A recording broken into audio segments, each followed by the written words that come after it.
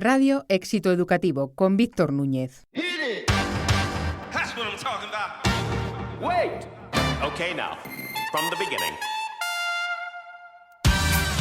Bienvenidos al programa número 42 de Radio Éxito Educativo, el podcast de los que deciden en la educación. En este capítulo volvemos la mirada hacia el otro lado del Atlántico, hacia Hispanoamérica, pues entrevistamos a Alfonso Algora, director ejecutivo de la Red Iberoamericana de Educación, que nos hablará de liderazgo educativo desde la perspectiva que le da casi sus 2 décadas viviendo en 4 países del continente americano. Esta entrevista, así como la colaboración con la red de directivos de instituciones educativas o nuestro reciente acuerdo con la Conferencia Interamericana de Escuelas Católicas, impulsan la presencia de éxito educativo en América y refuerzan nuestro compromiso para propiciar el intercambio de ideas y experiencias educativas entre escuelas, colegios y universidades de la comunidad conformada por cerca de 600 millones de hispanohablantes. Sin duda, una enorme oportunidad también para el desarrollo de las instituciones educativas de ambos lados del Atlántico. Pero antes de la entrevista con Algora, el podcast de este mes comienza como es habitual con la sección Desde el Estrado, con el profesor y periodista Luis Miguel Belda, que aborda un tema de gran importancia para muchos colegios, el comedor. Asunto que va más allá de la buena alimentación de los escolares, pues también habla de buena gestión de un centro y de la imagen que proyecta el mismo.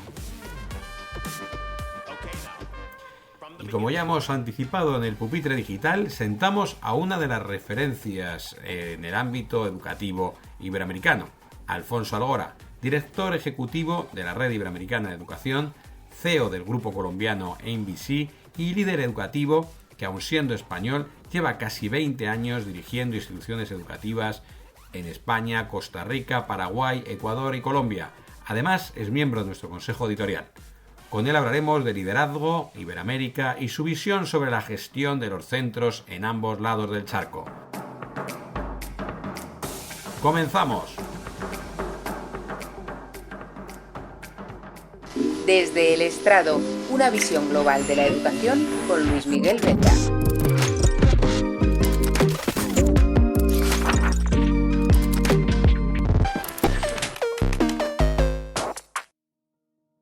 Acaba de estrenarse la serie de televisión Perdonen las molestias, con los fantásticos Antonio Resines y Miguel Reyán.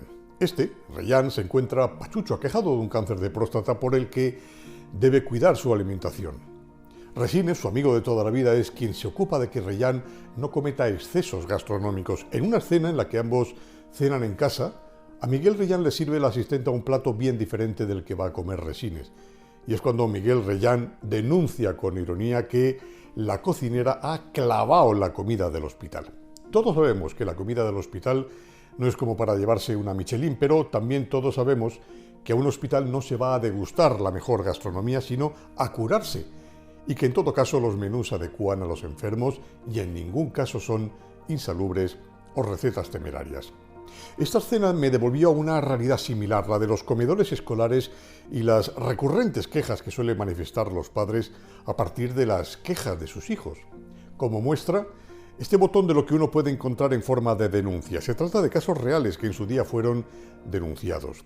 Algunos de los platos vienen fríos o en mal estado, frutas y verduras podridas, pan duro o congelado, pescado con espinas, gusanos en las lechugas, tomates podridos, vasos sucios con cal, pan verde con moho, cazuelas de fideos sin caldo con las patatas sin pelar. Lo dejamos aquí. ¿Quiere eso decir que estas situaciones son las habituales en los comedores escolares? En absoluto. Ahora bien, sin duda todo es mejorable, empezando porque no es lo mismo que el colegio disponga de cocina propia donde se trabajen los alimentos o que este servicio lo sea de catering. Eso no presupone que los primeros sean mejores que los segundos, pero a Gain Kidan, manager en planificación de cocinas en Rational Ibérica, le preguntamos recientemente en Éxito Educativo por si el hecho de que un colegio tuviera cocina propia garantizaba una calidad de la alimentación mejor que el que no la tuviera, y lo que respondía era esto: es relativo. Lo importante es cómo vas a fabricar ese alimento. Es decir, puedes fabricar todo desde una cocina central, puedes transportarlo desde una línea fría y después darle un proceso de regeneración o lo que ellos llaman retermalización. Pero si ese proceso no está bien hecho, ese producto pueden obtener una calidad final que sea la óptima para la alimentación. Por curarse en salud agregaba que si ese proceso está bien hecho, pues el alimento estará óptimo. Pero me quedo con lo del proceso. A más proceso, más complejidad. No es lo mismo freír unas patatas en la cocina del colegio y servirlas de la sartén al plato del escolar que freírlas en una cocina industrial e imaginar lo necesario para que esas patatas fritas lleguen al colegio en las condiciones adecuadas. Es difícil describir el mapa de toda España, pero me van a permitir, para hacernos una idea a grosso modo, que escoja el caso andaluz. Andalucía está inmersa en un proceso para habilitar de cocinas propias al mayor número posible de colegios. ¿Quiere decir esto algo? Pueden pensar lo que sea. 211.000 niños comen en los colegios andaluces cada día en más de 2.000 comedores escolares. En una cuarta parte de esos comedores, unos 500, hay cocina propia y sigue creciendo el número. ¿Por qué ese empeño de la Junta Andaluza por dotar de cocina propia al mayor número posible de colegios? Quizá la respuesta esté en que en los últimos 4 cursos realizó 234 auditorías en comedores escolares y detectó irregularidades en 80 casos con multas de más de $500.000 de euros. La Federación Española de Asociaciones Dedicadas a la Restauración Social difundió en su día una serie de instrucciones para mejorar la elaboración de los alimentos que se sirven en los colegios. Por ejemplo, no usar aceites de fritura ricos en ácidos grasos saturados o en ácidos grasos trans, usar sal yodada en aquellas zonas que tengan déficit de yodo, promover el consumo de leche y de pescado y limitar los productos congelados, las comidas ricas en grasa y menos sal y azúcar en la elaboración de alimentos, y poco o nada de salsas tipo mahonesa o ketchup. Por el contrario, más fruta, verduras, hortalizas, legumbres, grasas poliinsaturadas frente a las saturadas y beber agua en vez de bebidas azucaradas. Bueno, aquí no le parece bien este plan. Hasta los padres iríamos a los comedores escolares. Tamara Álvaro, especialista en nutrición en la empresa de servicios de hostelería para comedores escolares del Grupo Olmata, lo contaba en Éxito Educativo hace unos años. Hay que insistir a los padres para que continúen la misma línea que se sigue en los comedores escolares. Recordarles que deben evitar los alimentos procesados en casa y apostar más por fruta y verdura. ¿Cumplimos los padres con esta premisa? Está bien que nos preocupemos y nos quejemos por lo que comen nuestros hijos en los colegios, pero también porque en casa hagamos lo propio. ¿Lo hacemos? Se lo dejo para la reflexión. Yo es que me tengo que marchar, he quedado en el burger y ya llego tarde.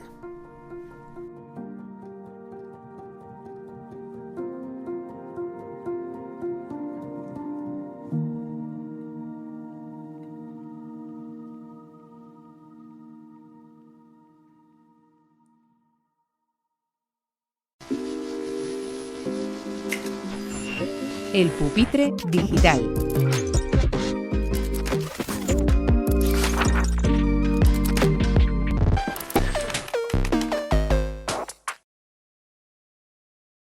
Buenos días y bienvenidos a El Pupitre Digital, la sección de entrevistas a líderes de educación de Éxito Educativo.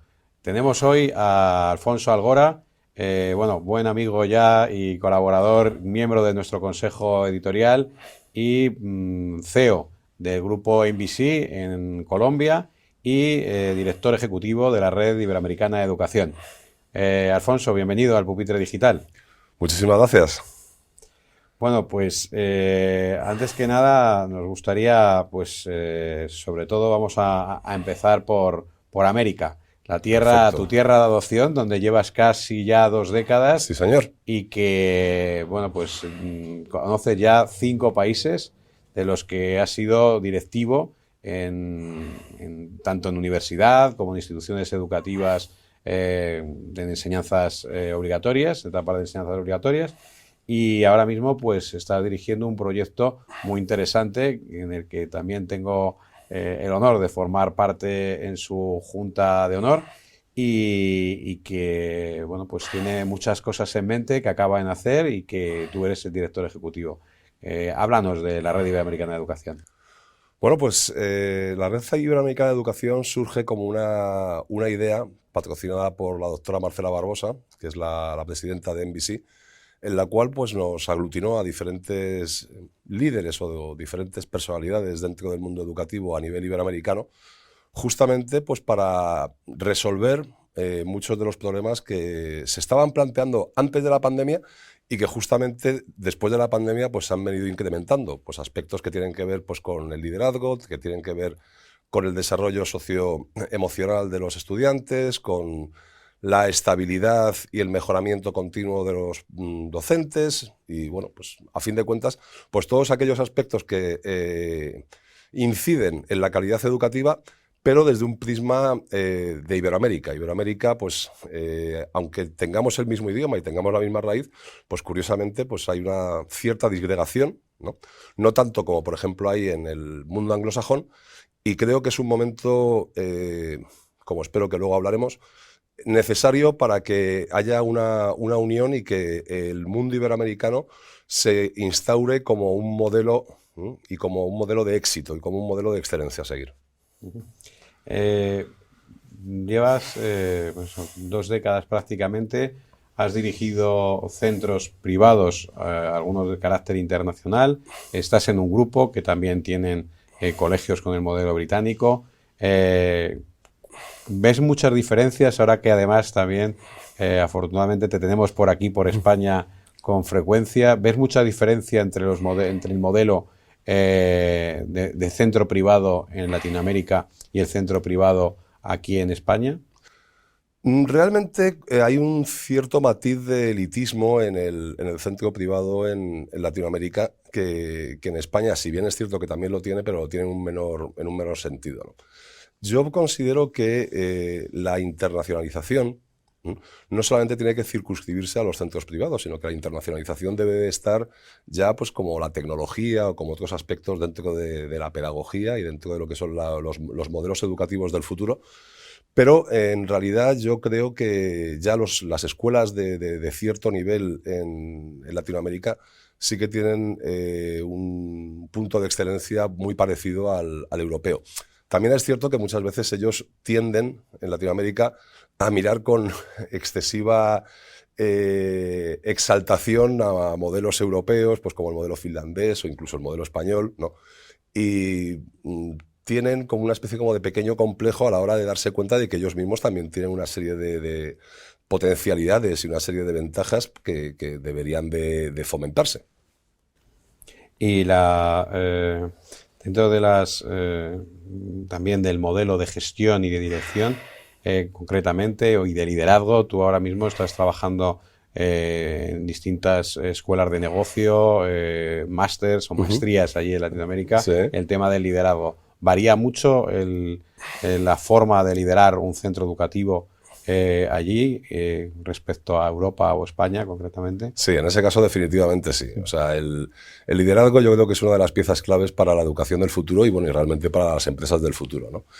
Hay un modelo de liderazgo tradicional que está superado, ¿no?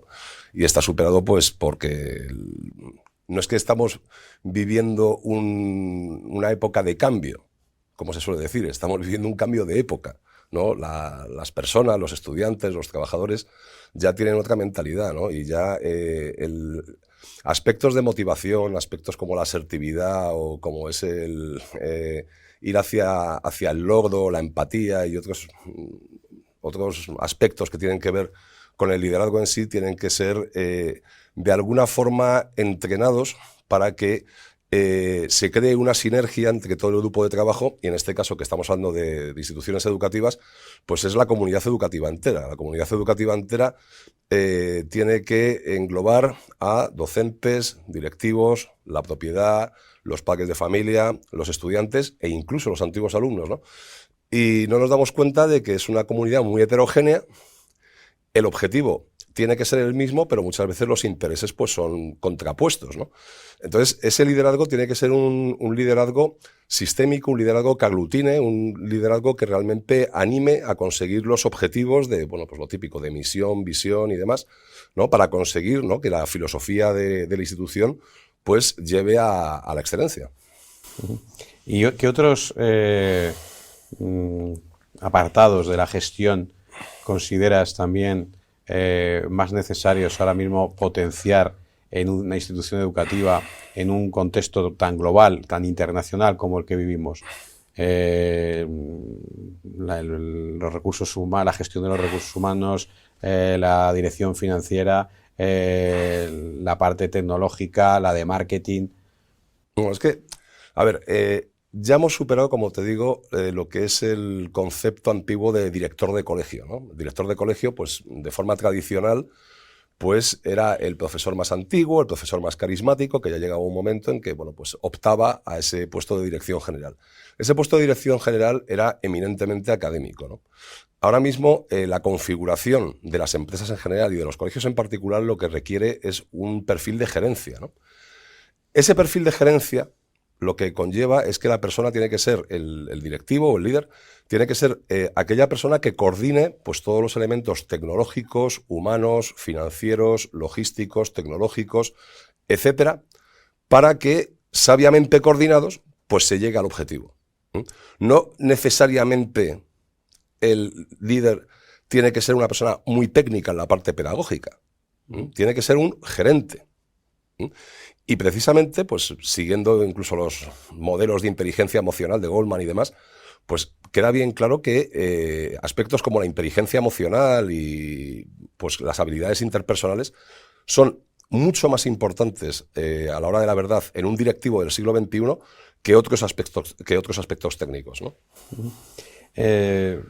Cuando saliste de aquí de España dirigiendo, pues, o para dirigir una institución desde un grupo tan importante y yo creo que pionero también en España en salir como institución educativa, sobre todo con los colegios, hacia Latinoamérica, hacia fuera de nuestras fronteras, que es el grupo SEC.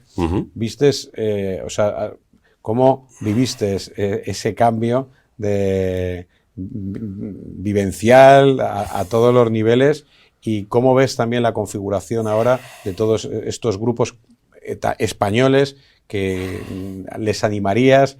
¿Crees que hay oportunidades todavía de seguir creciendo en Latinoamérica? Está ocurriendo un poco casi al revés, ¿no? Están viniendo grupos internacionales a comprar centros privados aquí en España. Tú también eso lo estás viviendo en Latinoamérica. Sí. ¿Hay oportunidades?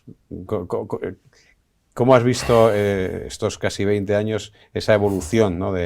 del mercado? Porque se puede hablar de un mercado de la educación privada en el mundo. Bueno, yo salí de España en el año 2006 y bueno, pues como bien dices, estuve en Costa Rica, estuve en Paraguay, estuve en Ecuador, estuve en Colombia. Y bueno, pues lógicamente, aunque parezca que fue antes de ayer el 2006, pues hace 20 años, ¿no? Y en ese sentido, pues lo primero que me ocurrió fue pensar que, y eso le ocurre a mucha gente, ¿no? Que uno va a Latinoamérica pensando que porque tengan el mismo idioma, pues tienen la misma idiosincrasia y tienen la misma mentalidad que podemos tener los españoles, ¿no? Y no, ni tienen la misma mentalidad que tenemos los españoles, ni entre los propios países latinoamericanos tienen la misma mentalidad. O sea, la diferencia entre un mexicano y un argentino es enorme, ¿no? Si bien es cierto que hay muchos rasgos en común, ¿no? Por eso es la razón por la cual pues, se crea la Red Iberoamericana de Educación o por la cual yo considero que el mundo iberoamericano tiene una potencialidad en cuanto al fomento de la educación, ¿no?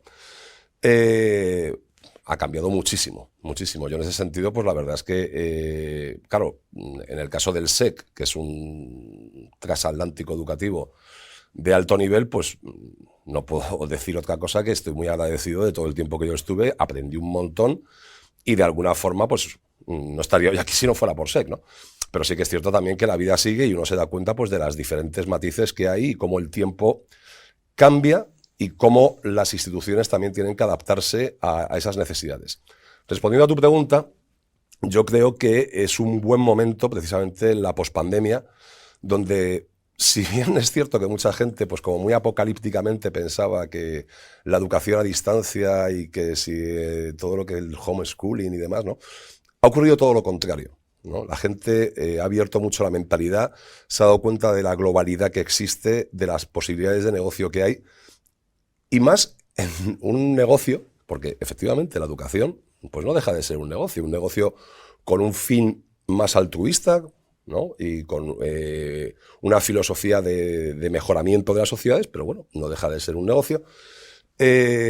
Nos hemos dado cuenta, o las instituciones educativas, paradójicamente, aunque haya un descenso de la natalidad, hay una parte que es muy aspiracional por parte de las familias. Las familias cada vez buscan más calidad educativa y son capaces de ceder en otros aspectos de ocio, de viajes o de lo que sea, para que sus hijos tengan la mejor educación posible.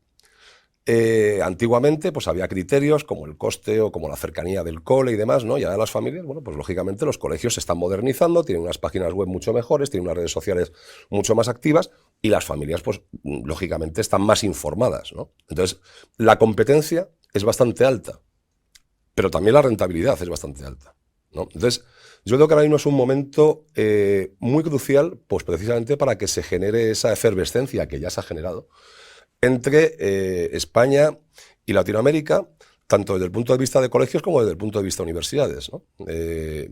Países como Colombia, Bolivia, Ecuador, aunque las noticias parezca que no, pero tienen una estabilidad social cada vez más grande. O sea, hay una mayor cantidad de clase media. Esa clase media, como te digo, tiene un carácter aspiracional en cuanto a que sus hijos pues, puedan estar en el extranjero. Aquí, en España, pues claro, en los años 90 pues vino una oleada de inmigrantes, los cuales tenían unas condiciones socioeconómicas X, pero ahora ellos han prosperado, tienen ya hijos que están asentados dentro de la sociedad española, ya uno va por la calle y bueno, pues ya es normal, ¿no? Encontrar esa, no multiculturalidad, porque la multiculturalidad es cuando están todos en compartimentos estancos, sino interculturalidad, o sea, ya te encuentras grupos de chicos de diferentes orígenes, ¿no? Y eso es muy importante para el mundo que se nos viene encima, un mundo en el cual pues podemos estar trabajando desde aquí hacia El Salvador, mi hijo, por ejemplo, tiene 14 años, está en Irlanda, tiene compañeros que son de Nigeria en el colegio, y sabe Dios, o sea, a mí mismo me dicen, bueno, ¿y tu hijo qué va a hacer dentro de 10 años? Pues no tengo ni idea, porque ahora mismo el mundo está creciendo de una forma exponencial, tanto desde el punto de vista de las comunicaciones como desde el punto de vista de la mentalidad. Creo que te he contestado la pregunta, Sí, Meli. Perfectamente. Volvemos al tema que yo creo que ahora ocupa, ¿no? Y preocupa a gran parte de los centros, sobre todo privados, que es la internacionalización. ¿Tú crees que la internacionalización es un proceso que ha venido para quedarse? ¿Es un proceso meramente de marketing? ¿Qué es realmente la internacionalización? Bueno, la internalización es un concepto que el papel lo puede aguantar perfectamente, ¿no? Yo puedo montar la Alfonso Algora International School y queda maravilloso, ¿no? Y lo pongo un paquete muy bonito y un logotipo magnífico. Realmente no es que se llame, sino que lo sea. ¿Y qué es la internacionalización? La internacionalización no es hacer que tu colegio sea una escuela de idiomas, ¿no? Ni tener muchos sellitos de que tienes estás en muchas relaciones con universidades o muchas relaciones con escuelas de negocio, con lo que sea, ¿no? Sino que realmente esa internacionalización impregne en toda la comunidad educativa, de forma que se genere precisamente esa interculturalidad de la que yo estaba hablando antes y que lo que se prepare es a los estudiantes, desde que son pequeños, a poder manejarse en un mundo globalizado. ¿Cuál es el problema? El problema está, y a lo mejor me estoy adelantando a alguna pregunta, el problema está en que no solamente nos tenemos que ceñir a lo que es el estudio de las matemáticas, de la tecnología, etcétera, etcétera, sino que tenemos que hacer que los estudiantes, desde que son pequeños, se impregnen de lo que son las habilidades blandas, ¿no? Pues el hablar en público, la asertividad, las habilidades interpersonales, una serie de aspectos que, como he comentado antes, son determinantes a la hora de generar líderes y a la hora de generar profesionales del futuro. Y ahora que estás en España y que vienes con cierta frecuencia, ¿cómo ves el sistema educativo español? ¿Cómo ves a los coles en España? ¿Cuál es qué podríamos también aprender de América y qué exportarías de aquí de España hacia América? Vamos a ver, yo creo que España, el problema que tiene es que la educación está muy ligada a las ideologías, ¿no? Entonces, bueno, pues cada vez que hay un cambio de gobierno acomete un cambio, una reforma educativa, ¿no? Y esa reforma educativa pues realmente conlleva pues una cierta revolución desde en aspectos estructurales, incluso en aspectos metodológicos, ¿no? Cambio de asignaturas, una serie de cosas que yo creo que deberían de superarse, ¿no? La educación es una cuestión de Estado, ¿no? Los países, los diferentes partidos políticos de los países, lo que deberían de tener es una idea clara en cuanto a lo que pretenden dejar para el futuro. O sea, no es una cuestión de 4 años, no es una cuestión de que yo tenga el partido X y que yo quiera hacer X cosas durante 4 años, sino que la educación es una cosa que va a quedar en generaciones posteriores, ¿no? Yo creo que la educación española, desde mi prisma, de estar viviendo en el extranjero, es una educación excesivamente politizada, ¿no? Y es una política de acción y reacción, ¿no? Un partido instaura unas leyes educativas y el otro partido que está en la oposición, que a lo mejor está en una comunidad autónoma, dice, bueno, yo no. O viceversa, ¿no? Entonces, eso lo deberíamos de superar. Yo creo que en ese sentido, en Latinoamérica, y cuando digo Latinoamérica, estoy globalizando algo que he dicho antes, que no, que cada país es un mundo, ¿no?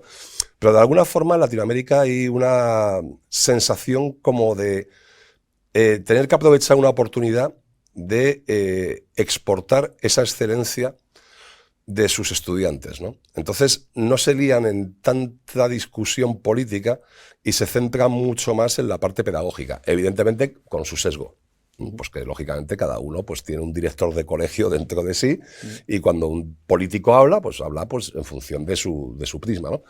Pero en ese sentido yo sí que creo que ellos tienen como un foco más puesto en lo que es el mejoramiento, ¿no? de las sociedades que hay allí. Sociedades que son muy complejas, porque hay una parte rural, hay una parte urbana. Países como Colombia, pues te puedes imaginar, hay una parte que está en la selva, o Ecuador, que también tiene una parte en la selva.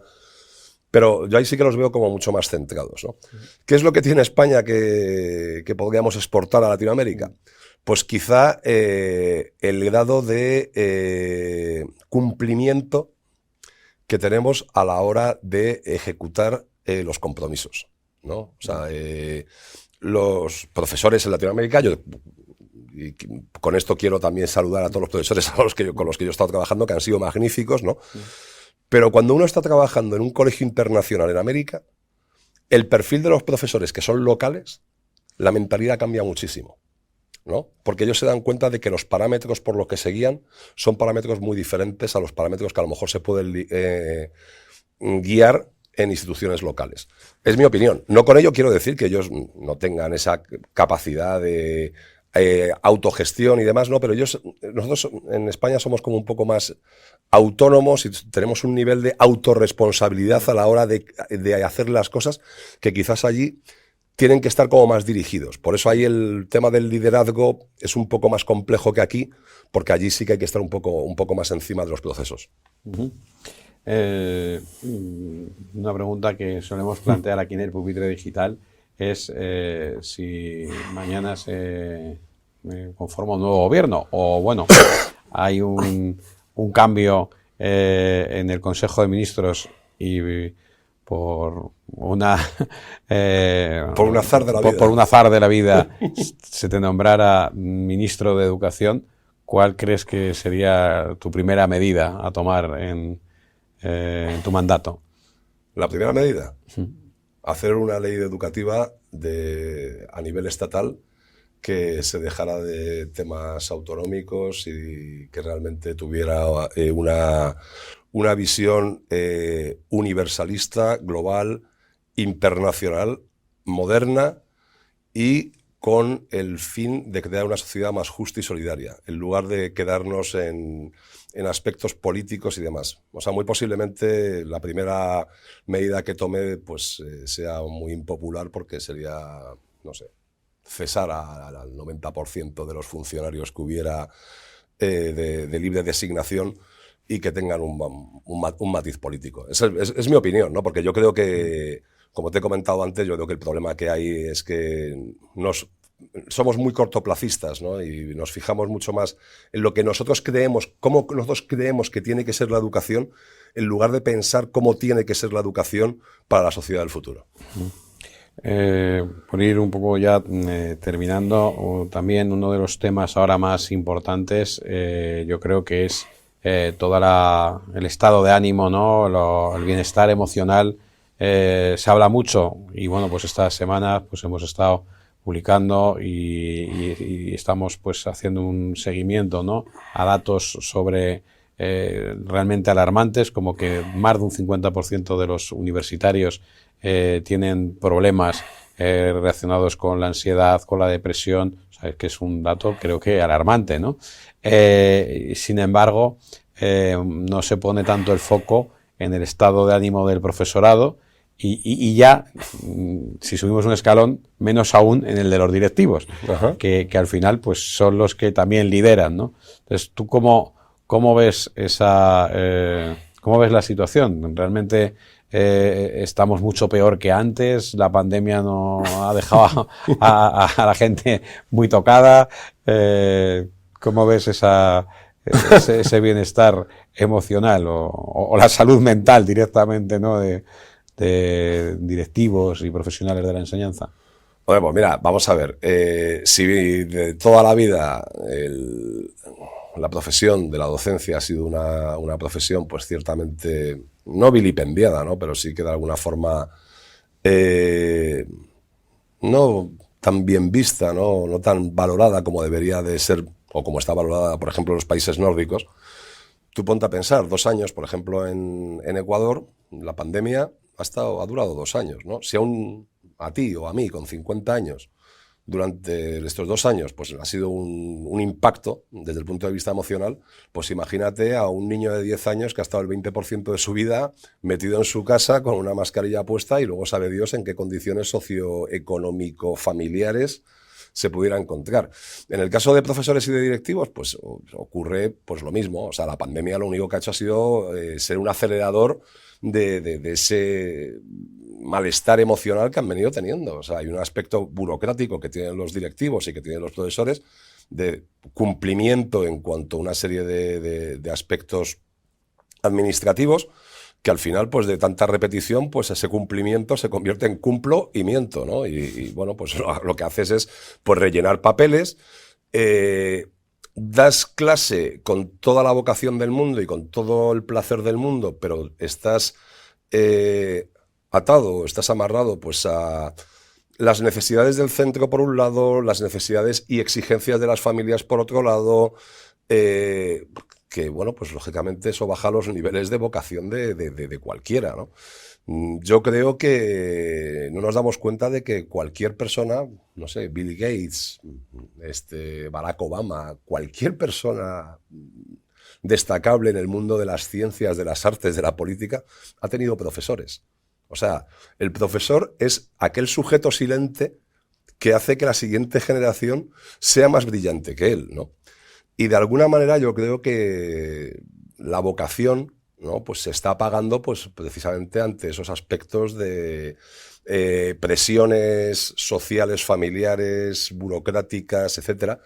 Y ahí se debería de poner el foco, más allá de lo que son aspectos económicos, salariales, de beneficios, incluso de salario emocional y demás, ¿no? Pero yo creo que el foco se tiene que poner en la relevancia social que debería tener el profesor dentro de las comunidades. Y por último, que esta es la pregunta con la que cerramos esta entrevista siempre, ¿cómo crees que debería ser el mejor centro educativo del mundo? Pues el mejor centro educativo del mundo sería un centro que precisamente combinara, que tuviera esa esencia de internacionalización, no la marquita, sino que sea esencialmente internacional. Que tenga un aspecto de enseñanza de las tecnologías en cuanto al medio, no al fin. O sea, las tecnologías han llegado para quedarse. Yo me acuerdo que en el año 95 había gente que decía, yo jamás utilizaré el móvil. Tío, o sea, vas a utilizar el móvil porque hay cosas que han llegado para quedarse, ¿no? Pero no utilizar la tecnología como fin, sino la tecnología como un medio, ¿no? La inteligencia artificial, ahora que tanto se está hablando y demás, ¿no? Bueno, pues no se puede prohibir. O sea, es una cosa que hay que ver de qué forma la podemos utilizar de manera que sirva para mejorar el proceso de enseñanza-aprendizaje. Entonces, como digo, internacionalización, uso de tecnología como fin, como medio y no como fin, Y sobre todo, y sigo insistiendo, en todo lo que tiene que ver con habilidades interpersonales. La gente gana con las habilidades duras, pero puede perder el trabajo por las habilidades blandas, ¿no? Y la aptitud suma, pero la actitud multiplica, ¿no? Entonces, llega un momento, y eso la gente no se da cuenta, tú pides un currículum de un determinado perfil, te llegan 50 currículums de gente que tiene unos niveles pues, con sus másters, sus idiomas, sus viajes, sus historias, ¿no? Pero realmente, en la entrevista personal, es donde se define. ¿Y tú qué miras en la entrevista personal? ¿El aspecto técnico? No, lo que realmente es lo que estás mirando son aspectos de cómo esa persona puede afrontar la resolución de problemas, cómo puede afrontar las derrotas, que a veces se gana, se empata y se pierde, cómo se habla en público, otra serie de aspectos personales que yo creo que eso va a definir las demandas de las familias del futuro y las demandas del mercado de trabajo del futuro. Pues muchísimas gracias, Alfonso, por estar hoy, sentarte en el pupitre digital y desearte pues muchos éxitos en tu aventura americana, pero también aquí en España, que cada vez pues también estás haciendo también más cosas por aquí y que sigas aportando también como miembro del Consejo Editorial de Éxito Educativo pues toda tu experiencia, tu energía y desde luego tu pasión por la educación. Pues muchísimas gracias, Víctor. Para mí es un placer estar aquí en este foro ante todos tus espectadores y desde la Red Iberoamericana de Educación y desde mi parte, pues evidentemente pues siempre estaremos trabajando para la mejora de la educación y la mejora de las sociedades del futuro. Muchas gracias. El pupitre digital.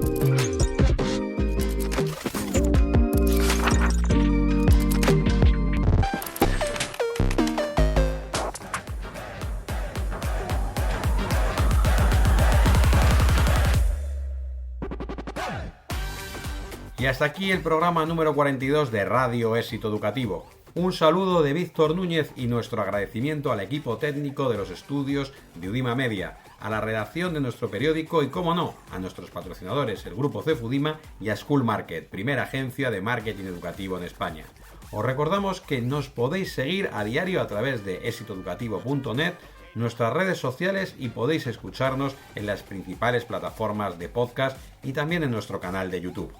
No olvidéis suscribiros y darles al like si no queréis perderos ninguna novedad y además mostrarnos así vuestro apoyo al programa. Muchas gracias, muchos éxitos, mucha fuerza y educación de calidad para todos.